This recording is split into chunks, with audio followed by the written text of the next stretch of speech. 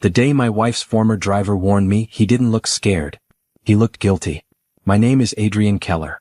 I'm 32 years old. And for the past year, I've been quietly paying the salary of a man my wife fired without severance, dignity, or explanation. His name is Mateo Ruiz. He drove for us for 8 years. Loyal. Invisible. The kind of man powerful people forget exists. My wife, Camille, didn't forget. She removed him. Suddenly. No reason given. I found him 3 weeks later working night shifts at a warehouse, pretending he wasn't humiliated. I didn't ask questions. I just helped. Cash transfers. Quiet references. Anonymous support. He never asked for it. Today he stopped me outside my office garage. He didn't greet me. He didn't smile. He just stepped close and said low enough no one else could hear. Tomorrow, don't get in the car with your wife. Take the bus. Your life depends on it. I stared at him. What are you talking about? You'll understand, he said, when you see who's on that bus. Then he walked away. No drama. No explanation. Just certainty. Camille texted me minutes later. Dinner tomorrow. Just us. I'll have the car ready. I stood there in the concrete echo of the garage staring at the message. For 12 years, my wife has controlled every detail of our public life. The cars. The schedule. The optics. And for the first time, I wondered if I'd ever controlled anything at all. I didn't sleep that night. Not because I believed him. Because I believed the way he said it. Mateo wasn't dramatic. He wasn't paranoid. In 8 years of knowing him, I had never seen him exaggerate anything. He spoke like a man who had already decided the outcome. At breakfast, Camille was radiant. Black dress. Minimal jewelry. Controlled smile. Car will be downstairs at 6, she said casually. We'll drive ourselves tonight. We never drove ourselves. There was always a driver. Always security. Always structure. Why not the usual? I asked lightly. She buttered her toast with precise movements. Privacy, she said. I miss it. I watched her hands. No tremor. No tension. Just calm. At 5:45 p.m., I walked to the garage. The car sat polished and waiting. Engine already running. Camille in the driver's seat. She rolled the window down slightly. You coming? She asked. And for a moment I almost laughed at myself. Almost stepped in. Almost ignored a warehouse worker's warning over a decade of marriage. Instead I looked at her. I forgot something at the office, I said. Meet you there. She studied me. Just for half a second too long. Then she smiled. Don't be late. The car pulled out smoothly. I stood there until the taillights disappeared. Then I walked past the elevators. Past my office building. And toward the bus stop 2 blocks away. At 6:03 p.m., I boarded the 214 downtown line. I scanned the seats. And then I saw him. My personal security chief. Sitting in the back. Not looking at me. Pretending not to know who I was. For a second I considered getting off. The bus doors hadn't fully closed yet. But then he looked up. Just once. And in that glance I saw something I had never seen in Daniel Reyes, my head of security for 5 years. Not loyalty. Calculation. He looked away immediately. Phone in hand.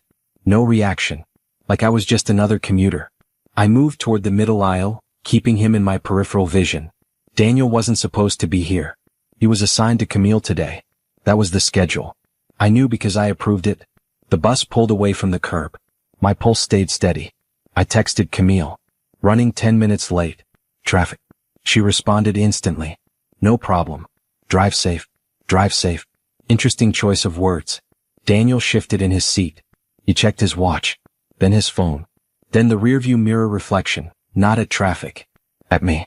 That's when I noticed something else. 2 rows ahead of him. A man in a navy suit. Earpiece.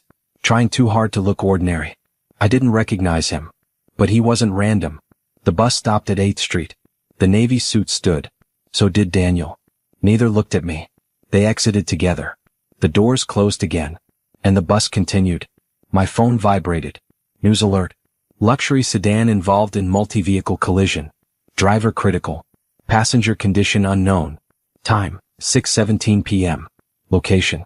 The exact intersection Camille would have passed. I stared at the screen. Then slowly looked up. The seat beside me was no longer empty. Mateo was sitting there. And he hadn't been on the bus when I boarded. I didn't flinch. If there's one thing Camille taught me, it's this. Never react first. Mateo sat beside me like he'd been there the whole ride. Cap low. Hand steady. You weren't supposed to see Daniel? He murmured without looking at me. I did, I replied calmly. And the man in the navy suit? A faint nod. The accident wasn't random, he said. I assumed. The bus rolled past flashing lights in the distance. Sirens blurred through the city like background noise in someone else's life. Was I the target? I asked. No. That answer landed harder than yes would have. Matteo finally turned slightly toward me. You were the variable. Silence stretched between us. Camille suspected you might not get in the car, he continued. Daniel was backup. The crash wasn't to kill you. To do what? To create narrative. My mind accelerated. Public couple. Young CO. High-profile merger pending. Sympathy. Temporary executive authority. Media leverage. Who's driving? I asked. Matteo's jaw tightened. Not Camille. My stomach dropped. She got out 2 blocks before the intersection. The bus slowed again. Emergency vehicles now visible. Smoke rising. That car, Matteo said quietly, was meant to crash. My phone buzzed. Unknown number. I answered. A calm female voice spoke. Adrian, where are you? Camille. I swallowed. On my way, I said. There was a pause. You weren't on the bus, she said softly. Not a question. A statement. The line went dead. Matteo stood as the bus approached the next stop. You need to see something, he said. Now.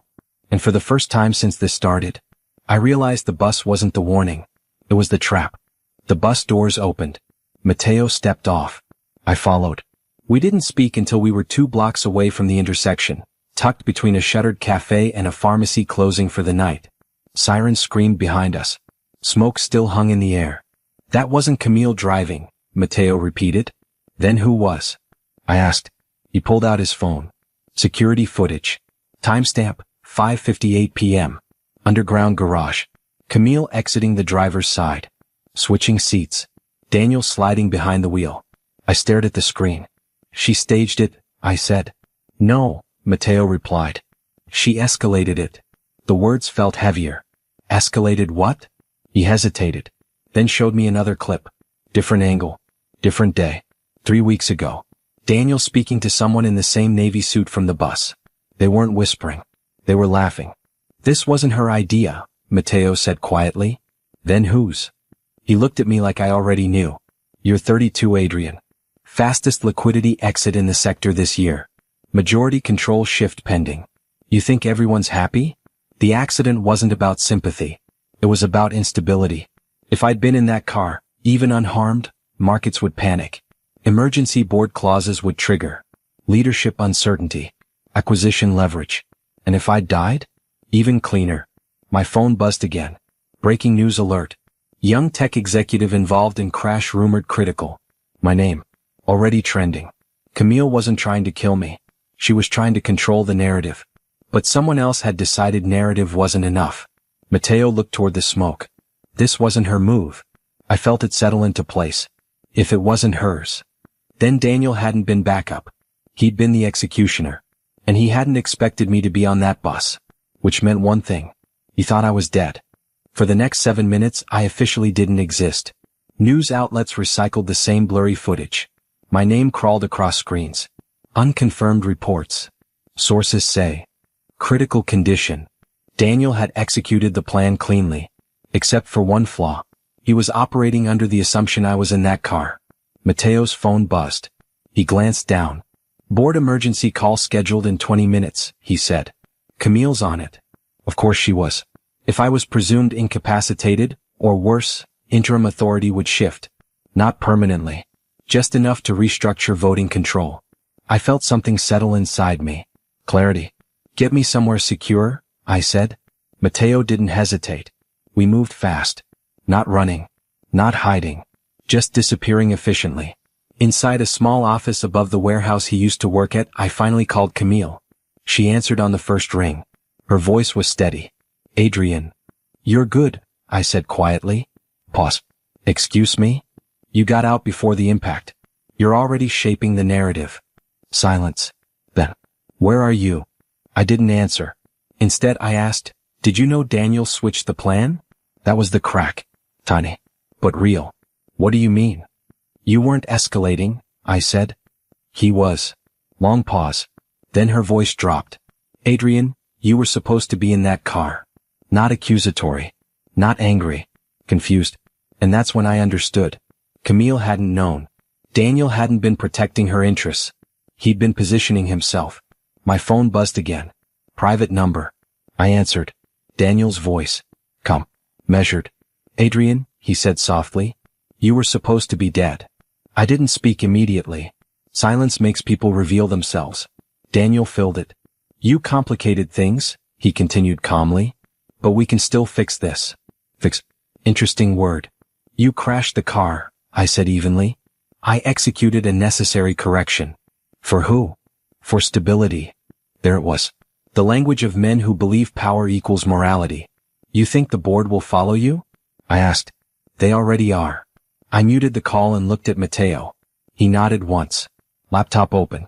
Board portal access active. Emergency session live. Camille was speaking. Until we confirm Adrian's condition, we must preserve continuity. Daniel cut back in through my phone. You built something extraordinary, he said. But you're emotional. You hesitate. I don't. And that justifies attempted murder? It justifies inevitability. I unmuted the board call. Spoke clearly. Good evening. Silence. Absolute. Camille's breath caught audibly. Daniel stopped talking mid-sentence. Interesting discussion, I continued calmly. Especially since I'm very much alive. Chaos erupted. Voices overlapping. Questions firing. I didn't rush. I suggest we review the garage footage, I said. And the unauthorized driver's seat swap. Daniel tried to cut in. Too late. Mateo screen shared the clip. Daniel's face. Clear. Deliberate. The room shifted instantly. Control is fragile. It only takes one fact to break it. Daniel's voice returned to my phone, lower now. You don't understand what you're up against. I ended the call. Because I did. And this was bigger than a board vote. Daniel was gone by morning. Not arrested. Not publicly exposed. Just unreachable. His access badges deactivated. His accounts frozen. His apartment emptied before sunrise. Professionals like him don't wait for consequences. They pivot. The board suspended him pending investigation. Market stabilized once I appeared publicly, uninjured, controlled, composed. The crash was labeled mechanical failure under review. Claim. Contained. But not finished. Camille came to the warehouse office that afternoon. No entourage. No cameras. Just her. You didn't tell me, she said quietly. You didn't ask, I replied. We stood facing each other like strangers who had survived the same storm differently. I never intended for you to die, she said. I know. And you never trusted me enough to tell me you suspected Daniel. I let that sit. Trust isn't broken in explosions. It erodes in silence. You were managing optics, I said. He was managing outcomes. And you? She asked. I was learning. Daniel had inserted himself slowly. Security upgrades. Schedule influence. Access to decision flow. Not through aggression. Through usefulness. The car wasn't the real attack. It was the acceleration of a long infiltration. Mateo stepped inside quietly, placing a folder on the table. Daniel's offshore accounts. Communications. Board manipulation drafts. Not rogue ambition. Strategic takeover. Camille looked at the documents, then at me. What now? I closed the folder. We rebuild structure. Not marriage. Not trust. Structure. I stepped outside into the late afternoon light. For 12 years, I thought power meant control over movement. Cars. Drivers. Routes. I was wrong. Power is knowing when to change direction. Yesterday, I didn't get in the car. Tomorrow, no one drives me anywhere. Not my wife. Not my security chief. Not the board. And definitely not fate.